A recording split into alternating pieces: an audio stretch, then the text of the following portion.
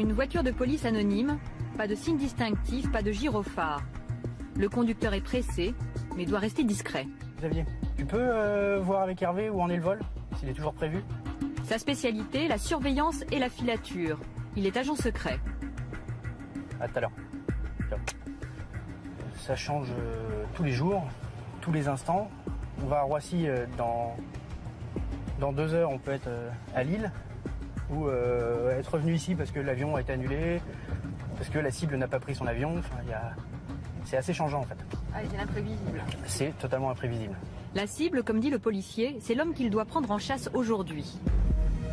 Une filature pour le compte de collègues de services étrangers. Ceux-ci viennent d'envoyer une alerte.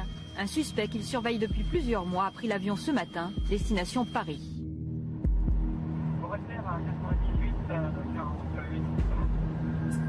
Pour tout connaître de ses déplacements, ils ont demandé le soutien des services français. Nous, sur ce type de dossier, on a quand même peu de connaissances du dossier. Là, pour l'instant, on n'a qu'une tenue vestimentaire très approximative.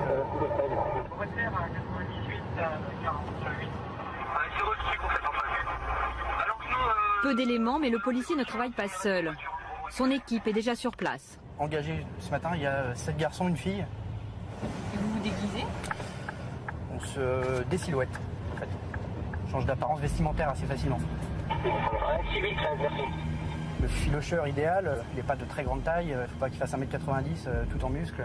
C'est un monsieur tout le monde. Le filocheur, comme il l'appelle, c'est celui qui mène les filatures.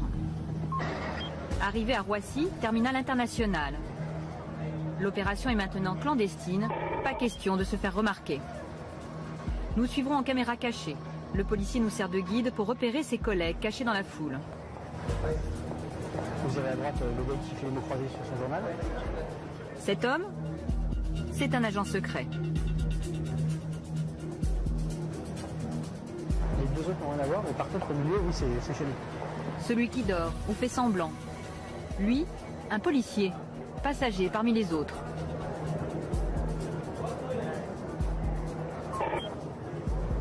Enfin, ce couple d'amoureux qui boit un café tranquillement. Eux aussi, des agents secrets. Tous sont déjà en place, au cas où le passager serait attendu. Un proche qui pourrait donner l'alerte. À partir de maintenant, l'attente commence. Elle peut durer des heures.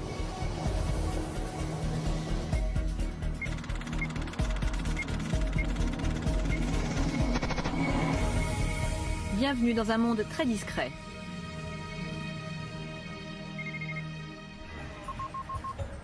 La direction du renseignement, c'est juste un immeuble anonyme.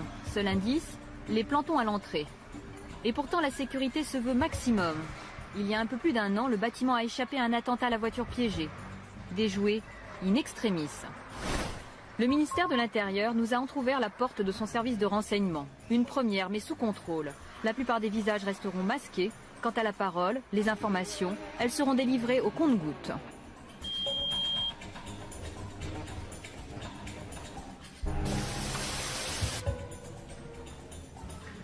Le sésame, c'est ce badge. Sans lui, aucune porte ne s'ouvre. Et il y en a beaucoup. Pas question qu'ils nous perdent de vue. Tout le monde ici est pisté. La direction de la surveillance du territoire, les renseignements généraux n'existent plus. Tous sont regroupés maintenant dans un même service baptisé la DCRI, la Direction centrale du renseignement intérieur. Voilà, hein, donc vous avez là certains dossiers qui ont fait vivre la DST et puis maintenant la DCRI. Voilà. C'est quel type de dossier? Ce sont des dossiers sur les grosses affaires du contre-terrorisme. Hein, voilà. Notre guide est le responsable de la lutte antiterroriste. Ça c'est pareil, mais ça ce sont les dossiers actuels. C'est pas très rempli quand même. Non, vous voyez, parce que le reste est là. Car tous les soirs, le bureau doit rester vide. Donc tous les soirs, ce que vous voyez sous mon bureau rentre dans cette armoire. C'est quoi, c'est une règle? Comment ça? Ah mais bien sûr c'est une règle, c'est vrai pour tout le monde. Est-ce que chacun sait ce que fait l'autre? Non. Non, non. C'est moyen pour l'ambiance, non? Ah pas du tout, non, pourquoi? Au contraire. Il y a des machines à café?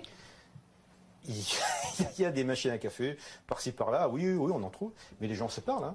Mais ils n'ont pas besoin d'évoquer les affaires qu'ils traitent. Des affaires si confidentielles que même les proches sont tenus à l'écart. Et quand leurs questions sont trop indiscrètes, à chacun sa technique pour les déjouer. Lorsqu'on me demande vraiment des informations sur un dossier, je me contente de ce qui est sorti dans la presse. Et je prends les articles du Monde par exemple, et voilà, comme ils ne lisent pas le Monde, voilà, ça fait, ils ont l'impression que c'est une information.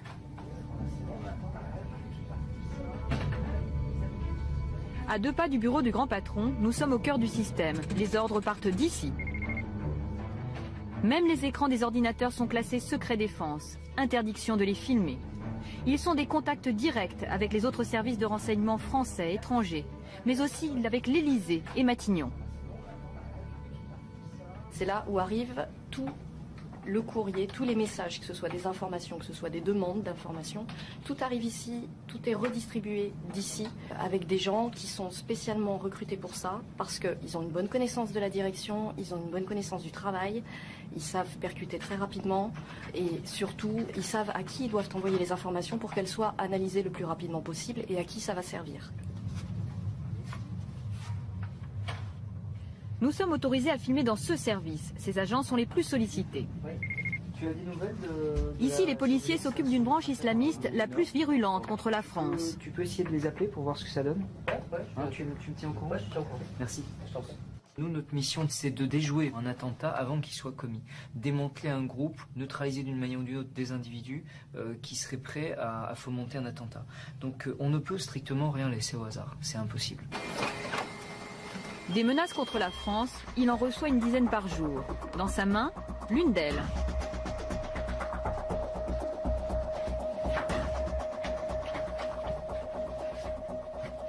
C'est un Tchétchène qui est rentré en contact avec une fille qu'on suivait, qui elle est maghrébine. Bon, et ça soit Tchétchénie, c'est pas mal. Et il veut, qu'est-ce qu'il a dit? Qu'il voudrait également... Le chef de la division antiterroriste évalue le danger et les moyens à déployer. Bon, allez, on va essayer de voir un peu de quoi il en retourne. Hein, on peut penser qu'en tout, il va y avoir une cinquantaine de personnes qui vont travailler dessus. Une cinquantaine de personnes parce qu'il y a l'aspect analyse, recherche, renseignement. Et puis, si on met une surveillance physique, là, tout de suite, les effectifs vont monter de façon conséquente. Il faut que très vite, on localise cet individu, qui sont les contacts de ce jeune, que ce soit en France ou dans les pays qui mènent à cette ère de djihad. Tout connaître de ceux qu'ils appellent leurs cibles. Nous allons entrevoir de quelle façon.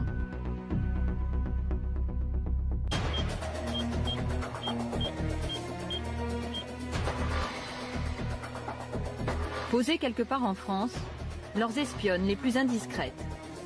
En principe, seuls les policiers spécialement accrédités peuvent accéder ici. Interdiction de filmer alentour. D'ailleurs, nous sommes tenus de garder l'endroit secret. C'est ici que les policiers tentent de pister les terroristes jusqu'au bout du monde. Et cela se fait par les airs. La plupart des conversations peuvent être interceptées grâce à un satellite braqué vers la Terre, vers une zone désignée par les policiers. Comme un aspirateur, il avale tout. Les conversations d'un téléphone fixe, d'un mobile, le contenu des courriers électroniques et même des fax. Cryptés ou non, pour lui c'est pareil. Des millions d'informations arrivent ici chaque jour. Les trier, c'est le travail de ces ordinateurs. Ils classent par numéro de téléphone et par zone géographique, isolent ce qui intéresse les policiers. Pour les personnes concernées, plus d'intimité, plus de vie privée.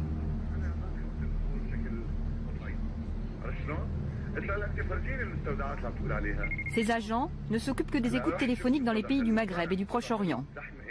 Alors ici, on traite plusieurs centaines de milliers de communications par jour. Il y a effectivement une masse d'informations qui est énorme, mais nous ne sommes intéressés que par une partie infinitésimale, car nous avons une approche qui est très ciblée sur ce flux qui est effectivement très conséquent. Toutes les conversations sont traduites, disséquées, analysées, de la plus sensible à la plus anodine. Disputes de famille,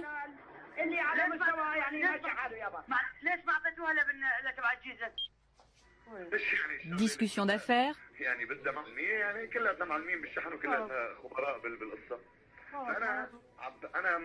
et parfois des propos plus intimes encore. perdu. À quoi servent ces conversations? Comment vont-ils les utiliser? Dans la pièce, c'est le silence. Nous n'en saurons pas plus. Apparemment, nous avons atteint la limite pour ces policiers et nous n'obtiendrons pas de réponse à nos questions.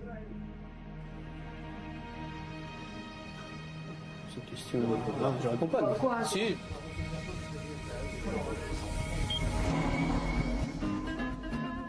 Récolter toutes ces informations, aussi intimes soient-elles, c'est stratégique, selon le service de renseignement.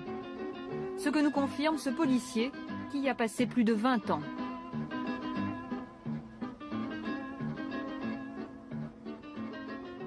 Lorsqu'une personne est, j'allais dire, fait l'objet d'une enquête, elle a plus de vie privée, parce que sa vie privée se confond avec sa vie de délinquant. Donc si vous voulez, lorsqu'elle a donné des rendez-vous avec des complices, c'est plus sa vie privée. Lorsqu'elle demande à quelqu'un de lui apporter du matériel, s'il n'est pas prudent au téléphone, de lui dire tu vas m'acheter du nitrate, tu vas m'acheter des montres pour des systèmes de mise à feu, c'est plus sa vie privée ça. Si vous voulez, c'est sa vie d'homme qui est engagé dans une activité terroriste. Et ça, pour vous, ça lui justifie le fait de ramasser autant de renseignements aussi privés, aussi divers? Mais si vous voulez, quand vous faites une écoute téléphonique, vous ne pouvez pas demander à la personne, lorsqu'elle appelle, de dire bon, ça c'est ma vie privée, hein, j'ai rendez-vous, je vais chercher mes enfants à la crèche, ça c'est ma vie privée, et en même temps faire la différence en disant bon, maintenant j'ai rendez-vous avec 2 complices pour préparer un attentat. Tout se mélange, et donc il y a des parties qui ne présentent aucun intérêt. Pour pas pression? Mais quelle pression de dire qu'il a sa famille? Non, aucun. Une maîtresse, vous savez, les gens maintenant, on en rigole. On en rigole d'avoir une maîtresse. Et pourtant, ces informations privées sont utilisées. Beaucoup enrichissent le fichier antiterroriste. Il s'appelle Christina. À l'intérieur, près de 3 millions de noms. Des personnes soupçonnées d'atteinte à la sécurité de l'État en France et à l'étranger, mais aussi leurs proches et leurs relations. Christina est née il y a 1 an de la fusion de 2 bases de données, celle des renseignements généraux et de la DST. Comme ses prédécesseurs, ce fichier ne peut être contrôlé qu'après une procédure spéciale. C'est quelque chose qui est totalement légal, déclaré, ça voit le jour. Alors évidemment, tout ce qui est à l'intérieur, ce sont des informations classifiées, donc évidemment c'est la raison pour laquelle il est destiné à l'usage exclusif de la DCRI. Au bout d'un moment, ce fichier devient une grande mémoire commune. Donc évidemment, on ne les intègre pas au regard ni de leur nationalité, ni de leur religion, ni de quoi que ce soit, mais par contre au regard des individus qui sont impliqués dans des activités terroristes ou qui sont susceptibles de l'être. Donc là, on va démarrer une enquête.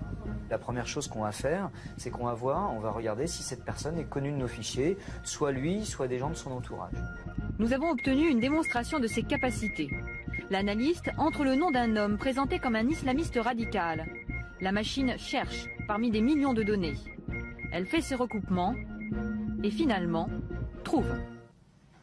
Sa fiche apparaît, à l'intérieur des éléments très précis sur sa vie privée et professionnelle. Je sais où il habite, je connais son environnement familial, qui a priori est stable. Alors, je peux voir par exemple s'il a des frères et sœurs. Son père a cherché du travail dans la sécurité.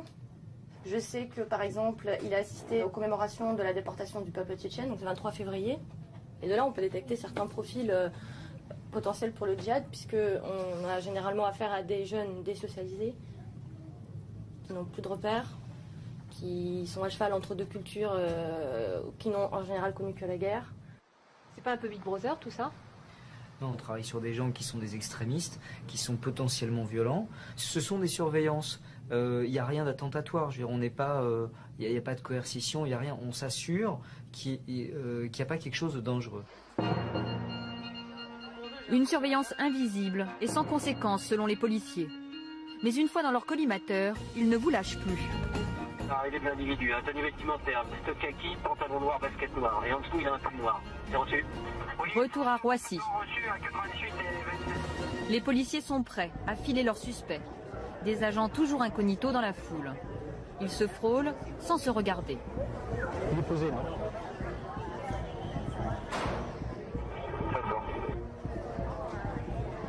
Le voilà. Il n'a pas repéré le policier derrière lui, ni ceux qui s'apprêtent à le prendre en filature. Les policiers ne doivent pas le perdre, sinon aucune chance de le retrouver.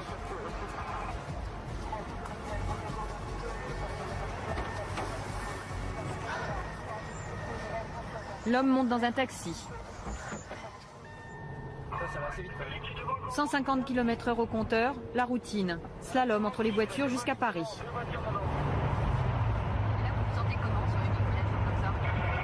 Bien, très bien.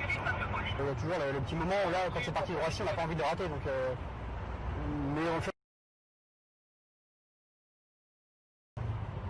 On arrive à gérer quand même.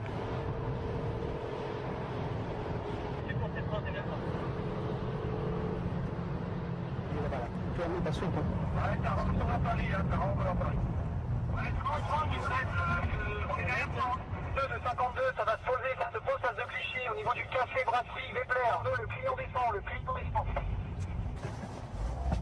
720, vidéo effectuée. Ouais, c'est pris. Ça veut dire qu'ils ont fait une image du client. Ouais. Une première photo immédiatement envoyée au service. D'autres suivront. Ces surveillances peuvent durer des semaines, des mois même, de jour comme de nuit. Les policiers ne peuvent pas rester 24 heures sur 24 à ces trousses. Ils passent donc le relais aux hommes de l'atelier. Ce jour-là, les techniciens transforment une bouteille de liqueur en caméra espionne. Batterie. Le trou dans la bouteille se trouve là. Poubelle. Borne incendie. Et même panneaux de travaux. Des mini-caméras qui filment en toute discrétion. Ces hommes, par exemple, sur ces images qui nous ont été fournies par des policiers. Soupçonnés d'appartenir à un groupe terroriste, ils ne se sont doutés de rien jusqu'à leur arrestation. Tout est bon pour le camouflage et c'est du sur-mesure. C'est une vraie souche d'armes en fait, qu'on a complètement évidée. Là vous avez l'objectif de la caméra qui se trouve ici, pour dire la cible vient de sortir de chez elle par exemple, et donc les équipes de filature qui se trouvent le plus loin possible de l'objectif vont pouvoir enquiller sur la filature du véhicule.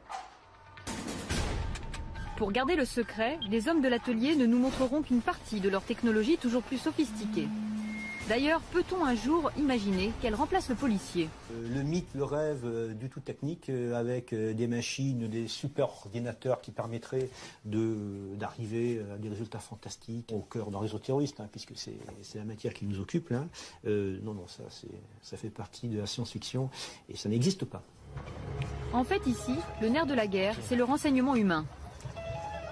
Il y a 2 ans, nous avions pu filmer un policier avec son informateur. Celui-ci a une mission, infiltrer les réseaux islamistes.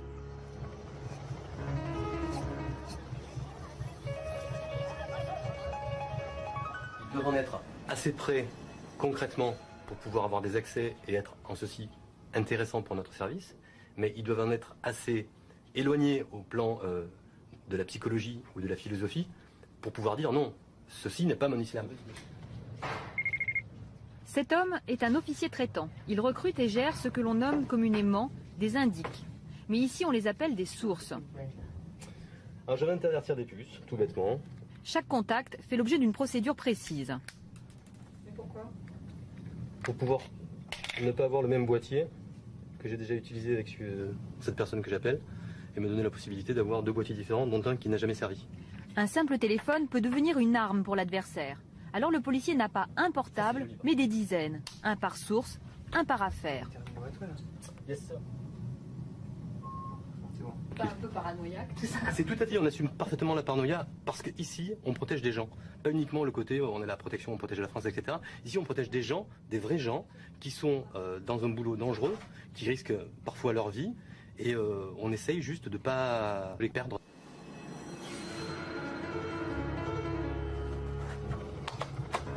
Nous allons l'accompagner jusqu'à son rendez-vous secret. Le temps de l'interroger sur le profil et les motivations de ces mystérieux informateurs. Comment les incite-t-il à collaborer? Quel pacte passe-t-il avec eux? Jamais on ne doit faire de pression sur la personne. Parce que la pression, la menace, ça peut fonctionner dans certains d'autres services où j'ai travaillé, en matière de stupéfiants par exemple, en matière de contre-terrorisme. On ne cherche pas des balances. Ce sont des gens qui ont vraiment une idée, qui ont vraiment le sentiment de travailler avec nous, pas pour nous. Ce policier ne pratiquerait donc aucune pression sur ses sources. Des propos impossibles à vérifier.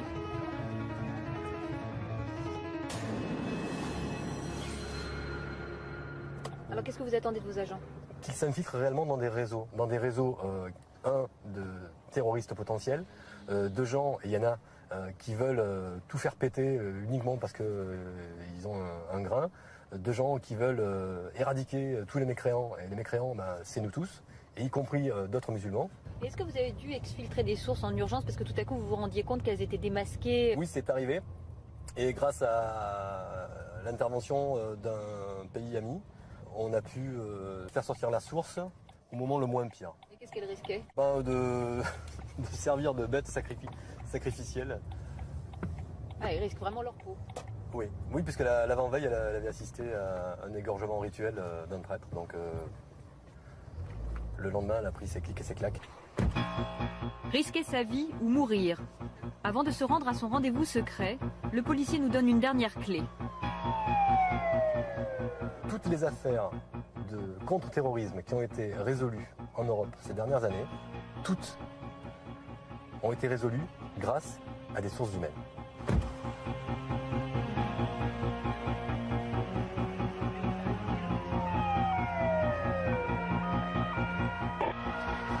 Une cellule islamiste, le groupe salafiste pour la prédication et le combat.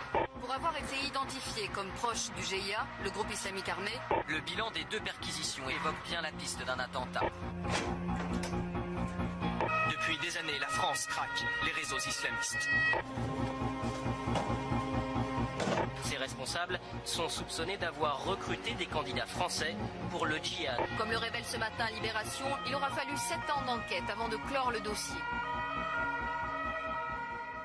Depuis le dernier attentat de décembre 1996 à Port-Royal, on a pu démanteler une quinzaine, un peu plus de 15 d'ailleurs, réseaux qui préparaient effectivement des attaques sur le sol national. En France aujourd'hui, 350 islamistes interpellés par la DCRI sont sous les verrous. Pour chacun, il y a eu une enquête et des auditions sous la responsabilité du parquet antiterroriste, puis une condamnation par un tribunal. Malgré ces garde-fous, peut-on affirmer que le système est fiable? Des innocents peuvent-ils être mis en cause? Si c'est arrivé, quelquefois, personne n'est infaillible. Et parfois, on peut effectivement se tromper, sur un faux renseignement, mais c'est jamais allé plus loin. On a très rapidement reconnu la chose et les gens ont été libérés aussitôt. Cela n'a pas toujours été le cas. Il y a 10 ans, c'était le procès Chalabi, ou l'histoire d'un dérapage. C'est une protestation solennelle et que nous avons voulu très forte et unanime de tous les avocats contre le procès de masse. Nous sommes en 99. Ces avocats représentent les prévenus du dossier Chalabi. Au total, 138 personnes jugées dans ce gymnase spécialement aménagé. Un procès, mais surtout un fiasco policier et judiciaire. Tout a commencé avec l'arrestation de l'islamiste Mohamed Chalabi, le chef d'un réseau actif et dangereux. À l'époque, dans un climat d'attentat, la machine judiciaire s'emballe. S'enchaînent de vastes coups de filet et des emprisonnements à la chaîne. Le jour du procès, il y a les auteurs, mais aussi des membres de leur famille, des amis, des collègues et même des voisins de palier. J'ai fait 1 mois de prison, et mon mari 17 mois de prison, et mon frère 7 mois de prison. Et tout ça, c'est pour rien du tout. Ils avaient été donnés par des informateurs ou étaient apparus sur des écoutes téléphoniques, tout comme cette femme emprisonnée 4 mois pour rien. Bon, j'étais pas la seule, il y avait plein d'autres cas, des gens qui étaient là parce qu'ils connaissaient quelqu'un, parce qu'ils avaient une adresse dans leur carnet d'adresse, parce que quelqu'un leur a téléphoné. Bon. Au final, 31 relax, des innocents pris par erreur dans les filets de la lutte antiterroriste. Selon les policiers, ce procès a marqué un cap. Depuis, des enseignements auraient été tirés. Toutes les choses évoluent, les situations évoluent, la connaissance du phénomène évolue aussi, et elle progresse. En général, heureusement d'ailleurs, on progresse également dans la connaissance. Donc peut-être qu'à l'heure actuelle, on est plus en capacité de bien cibler les gens à suivre et à neutraliser. Voilà. Maintenant, j'espère effectivement qu'on n'aura pas de nouveau à arrêter 300 personnes par an. Bon, ça veut dire que vraiment, là, ça deviendrait extrêmement dangereux.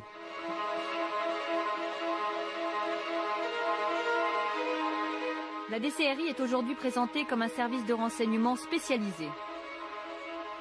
Selon son patron Bernard Scarsini, sa mission est la protection de l'intégrité de l'État, de ses intérêts. Mais enquête-t-il toujours sur les affaires dites sensibles? Non, mais la vie privée des gens ne m'intéresse plus. Je crois que vous vous méprenez. Il y a eu une évolution de nos missions et tout le reste qui correspondait d'une part à une autre époque, où effectivement il y avait un lien entre le politique et l'aspect renseignement également d'ordre politique, effectivement permettait de laisser diligenter un style d'enquête de ce genre. Aujourd'hui, tout ceci a volé en éclats. L'affichage est clair. La réalité peut être beaucoup plus complexe. Difficile, en effet, d'imaginer qu'un pouvoir politique n'ait aucun dossier sur les affaires privées de ses adversaires. Bonsoir, monsieur.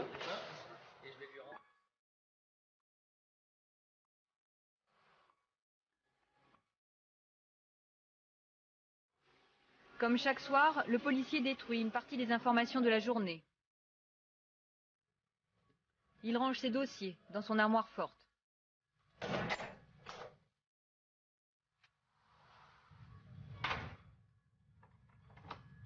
Comme la plupart de ceux que nous avons suivis durant le tournage, c'était la première fois qu'une caméra entrait dans son quotidien discret. Pas un quotidien à la James Bond, mais plutôt un monde de fourmis laborieuses, où la moindre victoire, le moindre échec, sont de toutes les façons voués à rester dans l'ombre. Ce document a été tourné en 2010. Aujourd'hui, la DCRI s'appelle la DGSI. Alain Juillet, bonsoir. Bonsoir. Alors, vous avez été directeur du renseignement à la DGSE, les services de renseignement extérieurs. Aujourd'hui, vous êtes président du club des directeurs de sécurité des entreprises. Alors, l'actualité vient de nous rappeler la difficulté des services de renseignement. Le suspect en cause dans cette tentative d'attentat était fiché, mais son arrestation relève du hasard. Alors, est-ce que l'on peut dire aujourd'hui que Sid Ahmed Glam est passé à travers les mailles du filet ? Non, on ne peut pas dire ça puisqu'il était identifié. Il était identifié, il avait été convoqué plusieurs fois, contrôlé plusieurs fois. Le problème que ce genre d'individu pose, c'est que quand ils ont un comportement, je dirais, normal pendant un certain temps, on ne va pas mobiliser sur lui des moyens importants puisqu'il a un comportement à peu près normal. Et il a été convoqué mais pas empêché de nuire. Oui, c'est ça, mais parce qu'à l'époque, il semblait assez calme. Ça semblait être un djihadiste calme, si vous voulez. Et en réalité, pas du tout. C'était probablement, c'est ce qu'on peut appeler plutôt un agent dormant, c'est-à-dire quelqu'un qui trompait son monde en se préparant à quelque chose. Est-ce que ça veut dire que les services de renseignement se sont trompés justement sur sa capacité de nuire ? Ils n'ont probablement pas identifié totalement le niveau de dangerosité qu'il avait. Mais vous savez, c'est pas facile. Quand vous êtes avec des gens qui sont issus du grand banditisme ou qui sont issus des banlieues, des leaders de banlieue, c'est assez facile parce qu'ils sont très démonstratifs dans leur comportement. Quand vous êtes sur des intellectuels, c'est pas du tout la même chose, c'est beaucoup plus compliqué. Nous, on l'a connu avec Action Directe, avec les Brigades Rouges, on l'a connu de chaque fois qu'il y avait des intellectuels au milieu. C'est beaucoup plus difficile à gérer parce que ces gens-là sont intelligents et sont capables de dissimuler beaucoup plus que d'autres. Alors Alain Juillet, une nouvelle loi sur le renseignement est en discussion en ce moment. Si elle est votée, elle permettra de pratiquer des écoutes plus intrusives qu'auparavant. Par exemple, poser des micros dans une voiture, dans un appartement, sans l'aval d'un juge. Alors est-ce que vous pensez que ces nouvelles mesures vont améliorer la lutte antiterroriste ? Je crois qu'il n'y a aucun doute là-dessus, si vous voulez. Alors on peut parler bien sûr de cette loi en disant qu'elle est restrictive de certaines libertés, qu'il y a peut-être certaines parties qui ne sont pas tout à fait bien écrites, mais sur le fond, il faut dire la vérité, c'est une nécessité absolue. Il faut que nos concitoyens comprennent que nous sommes dans une espèce de guerre, une guerre qui ne peut pas, on ne veut pas donner le nom de guerre, mais c'est une réalité dans laquelle nous avons des gens qui sont là pour déstabiliser, pour faire peur, pour déstabiliser le pays, pour retourner les gens et les convaincre que le califat et donc l'islamisme salafiste est la solution la meilleure. Et à partir de ce moment-là, il faut qu'on puisse employer les moyens nécessaires pour les identifier et les mettre hors d'état de nuire. Parce que s'opposer aujourd'hui en disant moi je ne veux pas, par exemple, je ne veux pas qu'on mette des micros, ok. Et quand il y a un attentat, qui prend la responsabilité? Ceux qui sont opposés maintenant? Alors que nous savons, nous, que si on peut placer par exemple un micro sur quelqu'un qui est identifié, parce qu'il y a des règles, ça ne se fait pas comme ça, quelqu'un qui est identifié comme dangereux, ben on va peut-être pouvoir détecter avant la chose. On ne peut pas toujours reposer sur un hasard comme celui qui vient de se passer, où le gars se tire une balle dans la jambe, parce que ça, c'est un coup de chance. Sinon, l'attentat, il aurait eu lieu. Hein. Alors justement, pour revenir à cet attentat évité, là, concernant le profil du suspect de Sid Ahmed Glam, on sait ce soir que c'était un bon étudiant de 2011 à 2013 dans une école informatique parisienne, que depuis il avait arrêté ses études, qu'il avait donc été convoqué à 2 reprises à la DGSI. Est-ce que son profil vous surprend ? Non, parce que si vous voulez, dans les mouvements terroristes, c'est-à-dire tous les mouvements terroristes, il n'y a pas que celui-là. Dans tous les mouvements terroristes, vous avez toujours 2 types de gens. Vous avez des intellectuels. Quand je dis les intellectuels, ceux qui ont fait des études supérieures, qui peuvent aussi occuper des fonctions de cadre dans des entreprises, hein, et qui, eux, vont mener le combat terroriste avec une autre pratique, c'est-à-dire en essayant de mieux s'intégrer dans la société pour la détruire. Alors que quand vous prenez, je dirais, les fantassins du terrorisme, et c'est pas du tout péjoratif, mais ceux qui vont être en dessous, eux, ils ont des comportements beaucoup plus simplistes, ils sont manipulés, ils font ça dans un cadre d'une manipulation, alors que les intellectuels, ils font ça dans le cadre d'une conviction. Ce n'est pas du tout pareil, et c'est beaucoup plus difficile à gérer. Selon vous, ces intellectuels, il en existe beaucoup en France ? Je pense, alors, il y en a un certain nombre. Il y en a un certain nombre qui sont plus ou moins identifiés. Combien ? Je n'ai pas les chiffres, hein, je ne peux pas vous dire parce que c'est compliqué. Mais ce qui est certain, c'est que ces intellectuels qui existent hein, et qui sont capables sur le Coran, par exemple, de vous répondre certainement beaucoup mieux que le font la plupart des terroristes dont on a pu parler jusqu'à maintenant. Mais ces intellectuels, c'est aussi des gens qui, pour certains, ont été faire le djihad, ont été identifiés au djihad comme des combattants formidables, parce qu'il y en a, et qui ensuite ont été conditionnés pour revenir comme agents dormants, avec l'autorisation de se comporter comme un occidental, c'est-à-dire sans barbe, sans djellaba, sans aller à la mosquée, en buvant de l'alcool, jusqu'au moment où ils reçoivent l'ordre d'attaquer. Ils passent à l'action. Alors selon vous, Alain Juillet, quel est le danger que redoutent le plus les services de renseignement aujourd'hui ? Je crois que les services de renseignement, leur travail, c'est de faire du renseignement, si vous voulez. Donc, ce qu'ils redoutent le plus, c'est de ne pas avoir les moyens suffisants pour pouvoir le faire.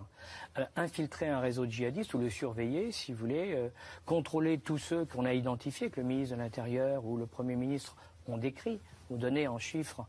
Pour arriver à les surveiller à peu près, il faut des moyens. Mais pas seulement des moyens humains, il faut aussi des moyens techniques. Et c'est ça dont on a besoin. Un service de renseignement, s'il n'a pas les moyens nécessaires pour faire son travail, eh ben, il est aveugle. Hein. Est-ce qu'il les a aujourd'hui, ces moyens ? Je pense qu'il va les avoir avec la loi. Pour le moment, si jamais cette loi est votée, donc fin juin. Ah oui, il est certain que si cette loi est votée, ils auront les moyens. Avant, ils avaient certains de ces moyens, mais non officiellement ou de manière beaucoup moins claire. Donc c'était pas bon. Parce que ce sont des fonctionnaires, et les hauts fonctionnaires ou les fonctionnaires, ils doivent respecter la loi, ils doivent respecter les règles.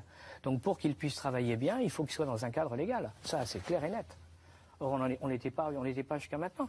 La meilleure preuve, c'est que, regardez, dans ce texte, ça n'a rien à voir, et pourtant ça a beaucoup à voir. On commence à dire dans ce texte, par exemple, qu'en aucun cas on doit donner les noms des agents de renseignement. Bon, c'est très important parce que ce que personne ne se rendait compte, c'est que si vous donnez le nom d'un agent, toute sa famille est mise en danger face aux terroristes. Merci beaucoup. Merci Alain Juillet. Merci Alain Juillet pour ces explications. Et merci à vous tous de nous avoir accompagnés tout au long de cette émission spéciale. Vous pouvez nous retrouver sur france2.fr pour nous faire partager vos commentaires et vos réflexions.